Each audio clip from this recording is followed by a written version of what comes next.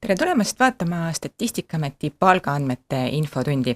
Mina olen meediasuhete juht Susann Kivi ja õige pea teeb Statistikaameti analüütik Sigrid Saagpakk ülevaate siis sellest, milline oli keskmine ja mediaanpalk selle aasta 3. kvartalis. Sigrid teeb ülevaate nii mediaan- kui keskmisest palgast, aga räägib muu hulgas ka sellest, milliseid uusi andmeid on võimalik Statistikaameti andmebaasist palga kohta leida. Samuti annab Sigrid infotunnis mõned viited selle kohta, kust lisaks Statistikaameti andmebaasile tasub veel palgaandmeid otsida. Teie küsimused palga kohta on Sigridile väga oodatud. Küsimusi saab küsida siinsamas ülekande all kommentaariumis, aga need võib ka saata aadressile press@stat.ee. Infotunni salvestuse lisame tänase Statistikaameti pressiteate juurde ja lisaks paneme sinna ka tänase infotunni slaidid. Minu poolt praegu head vaatamist ja Sigrid, palun.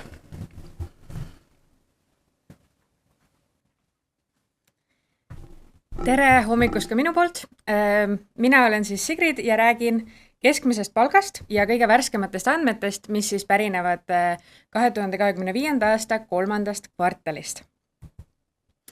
Võtame siis täna teemaks esiteks mõisted, et mis on siis keskmine palk, mis on mediaanpalk, mis neid siis eristab ning siis jõuame juba kõige värskemate andmete juurde.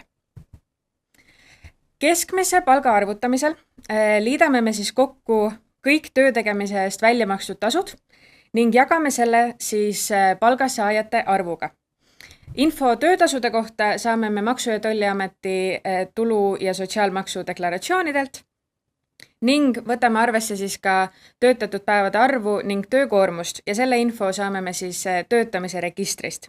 Ning oluline on ka märkida, et töötasu summa on siis taandatud täistöö ajale. Keskmist palka mõjutavad üksikud siis väga kõrged ja madalad palgad rohkem kui mediaani. Nimelt sellepärast, et mediaanpalk, nagu siin ka all sellisel väiksel visuaalsel abimehel on kujutatud, siis mediaan näitab seda keskmist inimest, kellest siis 50% töötajatest saavad rohkem palka ja 50% saavad vähem palka. Ja mediaanpalka soovitaksime siis kasutada just selliste valdkondade puhul või siis näiteks ka maakondade puhul, kus siis palkade erinevus ja ebavõrdsus võib olla suurem. Ja nüüd, kui me räägime praegu keskmisest palgast, siis meie räägime väljamaksete ja tööpanuse suhtest. See on siis sellest tingitud, et kasutame keskmise palga arvutamiseks administratiivallikaid ja seal hetkel meil ei ole võimalik eristada erinevaid tasuliike. Ehk siis meie jaoks väljamakse on rahaline tasu, mida makstakse siis välja töötajale või ametnikule tööandja poolt. Ja rahalise tasu alla olen siin välja toonud siis kõik erinevad liigid, mis seal siis selles väljamakses sees võivad olla. Nagu töötasu, palk, lisatasu, puhkusetasud, haigushüvitised, erinevad muud hüvitised ja siis ka kohtu- või töövaidluskomisjoni välja mõistetud hüvitis või viivis. Ehk siis see on oluline info, mida arvestada, kui kasutada siis keskmise palga statistikat. Aga nüüd lähme siis kõige värskemate andmete juurde. 3. kvartalis oli keskmine brutokuupalk 2075 eurot ning mediaanpalk oli 1722 eurot. Siit graafikult on ka näha, et mediaanpalk ja keskmine palk liiguvad vägagi samas rütmis, niimoodi, et mediaanpalk on circa sellise 300 euro võrra kogu aeg madalam, kui on siis keskmine brutokuupalk. Siin joonisel on näha siis sellised kerged sakid ja need tulenevad sellest, et me siis oma andmetes ei korrigeeri sesoonselt, ehk siis on märgata andmetes teatud hooajalisust. Näiteks 2. ja 4. kvartal on siis kõrgemad kui 1. ja 3. Tihti. Nüüd räägin natukene palgamuutusest protsentides. Palgamuutuse all mõtleme me siis keskmise brutokuupalga muutust võrreldes eelmise aasta sama perioodiga. Ehk siis, kui palju on keskmine brutokuupalk kasvanud või siis ka langenud võrreldes eelmise aasta sama perioodiga. Praegu olen ma siia välja toonud siis aegrea alates 2022. aasta esimesest kvartalist kuni siis kõige värskemate andmeteni. Kui käia läbi nüüd kolmandad kvartalid, siis on näha, et 2022. aasta kolmandas kvartalis oli siis võrreldes eelmise aastaga olnud palgatõus 12,2%. 2003. aastal oli ta siis teinud läbi sellise kerge tõusu seal esimeses ja teises kvartalis ja siis kolmandas kvartalis oli palgamuutus võrreldes siis sellele eelneva aasta sama perioodiga 10,4%. Ja nüüd vaatame siin graafiku teises pooles on näha, et palgakasvu on aeglustunud. Eelmisel aastal oli siis kolmandas kvartalis palkade muutus 8,1% ja nüüd kolmandas kvartalis on ta siis 5,9%. Kui vaadata nüüd tegevusalade lõikes kolmanda kvartali andmeid, siis kõigepealt saan välja tuua selle, et kõige kõrgem keskmine brutokuupalk oli info- ja sidetegevusalal, kus ta siis oli üle 3600 euro, ning finants- ja kindlustustegevuse tegevusalal 3288 eurot. Ning toon välja ka teise äärmuse, mis on siis madalaim keskmine brutokuupalk, oli siis kolmandas kvartalis majutus- ja toitlustus tegevusalal 1366 eurot ja sellest natukene rohkem oli siis muude teenindavate tegevustega tegevusalal, kus ta oli siis 1381 eurot. Siin graafikul on välja toodud siis võrdlus võrreldes eelmise aasta sama kvartaliga ja kui keskmine siis palkade tõus jäi siis 5,9% peale, siis üle kõikide tegevusalade, siis kõige suurem palgakasv oli elektrienergia, gaasi, auru ja konditsioneeritud õhuga varustamise tegevusalal, kus ta oli üle 15%. Siinkohal on oluline mainida, et see palgamuutus on tingitud ennekõike ettevõtete siis tegevusalade vahelisest liikumisest, ehk siis ettevõtte tegevus on registreeritud teise tegevusala alla ja seega liiguvad siis ka nii-öelda töötajad meie statistikaarvestuses siis teiste tegevusalade alla. Et niivõrd ei ole see tingitud siis töötajate endi palkade muutusest. Kui me vaatame nüüd mediaanpalka maakonniti, nagu ma enne ütlesin, siis maakonniti soovitaksin kasutada mediaanpalka ennekõike sellepärast, et palkade ebavõrdsus võib olla suurem, siis kui Eesti üldine mediaanpalk oli kolmandas kvartalis 1722 eurot, siis kõrgeim mediaanpalk oli Harju maakonnas, mis on ka värvunud graafikul siis tumelillaks, 1925 eurot, ja madalaim mediaanpalk oli siis Valga maakonnas, 1354 eurot. Nüüd natukene midagi uut, et Statistikaametis üritame ka tarbijatele pakkuda uusi andmeid ja on olnud vajadus siis ka keskmise brutokuupalga andmete järgi siis kohalike omavalitsuste lõikes. Seekord on meil siis avaldatud kohalike omavalitsuste, mida on siis üle 100, lõikes meil palgaandmed siis Statistikaameti andmebaasis kenasti. Ja kvartali tabel on siis PA 117, mida siis kutsume ka uudistama ja vaatama, et kuidas siis Eesti üleselt on erinevate valdade ja linnade olukorrad palga mõttes erinevad. Siinkohal tahaksin teha paar märkust nende andmete kasutamisel, mida on oluline teada. Et asukoht on meil siis määratud töötaja töötamise asukoha järgi, et mitte siis töötaja registreeritud elukoha järgi.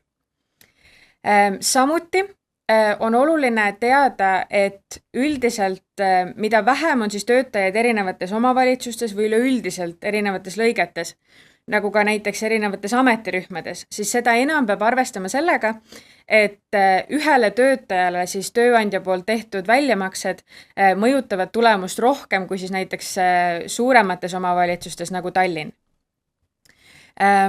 Samuti, kui näiteks otsida sealt tabelist Kuressaare linna andmeid, siis neid ei leia, sellepärast et Kuressaare linn on asustusüksus, aga andmebaasis on hetkel andmed haldusüksuste järgi. Ehk siis Kuressaare linn on siis Saaremaa valla all. Kutsume siis uudistama neid andmeid, on kättesaadavad nii kvartaliandmed kui ka siis tagasi arvutatult aastaandmed kuni 2021. aastani. Kokkuvõtteks saan ma siis öelda, et võrreldes eelmiste aastatega on palgakasv jätkuvalt aeglasem. Nagu mainitud, siis keskmine palk tõusis võrreldes eelmise aasta 3. kvartaliga siis 5,9%. Ja samas kui eelmisel aastal, 2024. aastal, oli keskmine palgamuutus siis 8,1%. Ning mediaanpalga tõus võrreldes siis eelmise aasta 3. kvartaliga oli 6,3%. Samuti saab öelda, et madalaima ja kõrgema keskmise palgaga tegevusalad ei ole muutunud, et madalaim keskmine palgatase on endiselt majutuses ja toitlustuses ja kõrgeim siis info- ja side tegevusalal. Nagu Susanne enne lubas, siis räägin ka natukene sellest, et kust on võimalik erinevaid palgaandmeid leida. Statistikaameti andmebaas on esimene koht, kuhu siis minna uusi andmeid uudistama. Seal on siis valdkond palk ja tööjõud, kust alt on võimalik leida erinevat infot palga kohta. Seal on ka siis nii-öelda edasi arendatud haldusüksuste järgi keskmise palga tulemused. Lisaks uuendame siis täna ära ka palgarakenduse, kus on võimalik ametite järgi vaadata. Seal ilmuvad siis erinevate ametite ja vanusegruppide ja sugude lõikes siis nii keskmise palga kui ka siis mediaanpalga andmed. Samuti on Maa-ameti leheküljel siis Statistikaameti teemakaartide puhul ka leitav siis keskmise brutokuupalga statistika. Nii et kutsume uudistama ja kasutama erinevaid võimalusi, et statistikat kasutatakse nii otsuste langetamisel kui ka üldiselt ühiskonna trendide jälgimisel. Siinkohal ütlen mina aitäh! Aitäh, Sigrid! On tekkinud paar küsimust. Sa mainisid, et palk on teises ja 4. kvartalis harilikult kõrgem ja esimeses ja 3. madalam. Millest see täpselt võiks tuleneda? Palga puhul tegemist on siis hooajati muutuva näitajaga, mis tähendab siis seda, et meie näeme keskmise brutokuupalga arvutamisel, et teise kvartali puhul näiteks, mis just oli siis eelmine kvartal, kus palk oli üle 2100 euro, seal mängivad rolli siis erinevad puhkusetasud, mida makstakse välja teises kvartalis, samuti siis erinevad lisatasud. Ja samasugust trendi näeme me siis ka 4. kvartalis, et kui siis aasta lõpp läheneb, et siis on sellised aastapreemiad nii-öelda tavalisemad nähtused, kui ta on siis esimeses ja 3. kvartalis. Et selle tõttu on alati näha siis sellist mitte korrigeeritud andmete puhul, on ju, ehk siis kus me ei korrigeeritud andmed tähendaks seda, et me võtame arvesse siis nii-öelda sellised kvartali eripärasid ja ühtlustame need ära, kuid kuna meie seda hetkel ei tee, siis on märgata sellist nii-öelda graafilist nagu sakkide ilmumist. Aitäh! Ma ei tea, kas sa sellele küsimusele oskad vastata, aga on tulnud selline küsimus. Sa ütlesid, et aasta lõikes palgakasv aeglustus on juba mõnda aega aeglustunud. Kas oskad näha mingisuguseid suuremaid põhjuseid või trende, millest palgakasvu aeglustumine tuleneb? No palgakasv selles suhtes ikkagi peegeldab seda, mis meil üldiselt majanduses toimub. Et palgad on väga hea indikaator majanduse üldisest liikumisest ja üldiselt saab öelda, et kui palgakasv aeglustub või nagu praegu oli näha, et jõuab sellisele platoole, siis on näha, et ka majanduses on märgata teatavat aeglustumist. Ja viimane, 3. küsimus. Sa rääkisid mediaanpalgast maakonniti, aga mida sa oskad öelda keskmise palga kohta maakonniti? Kas selle kohta on ka sul mingid üldistavaid järeldusi teha? Jaa, siinkohal võtan appi oma lisaandmed, mille puhul ma saan siis öelda, et kõrgeim brutokuupalk oli siis Harju maakonnas, kus ta siis oli 2324 eurot. Ja kui üldiselt jäid siis maakondade keskmise palga muutused sinna 5-6% juurde, siis silma torkasid näiteks Võru maakond, kus oli siis palgakasv 8,1%.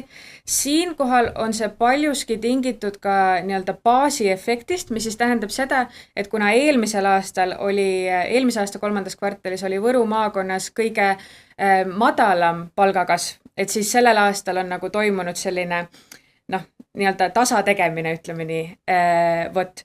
Ja samasugust trendi on näha siis ka Hiiu maakonna puhul, kus eelmise aasta 3. kvartalis oli Hiiu maakonnas kõige kõrgem palgakasv, siis nüüd on seal kõige väiksem palgakasv 3,6%. Aitäh! Rohkem küsimusi meile tulnud ei ole. Statistikahuvilistele saame öelda tänaseks aitäh ja tuletame meelde, et juba esmaspäeval on meil SKP infotund, kus siis Robert Müürsepp räägib sellest, milliseks kujunes Eesti majandus selle aasta 3. kvartalis. Tänaseks aitäh ja aitäh, Sigrid!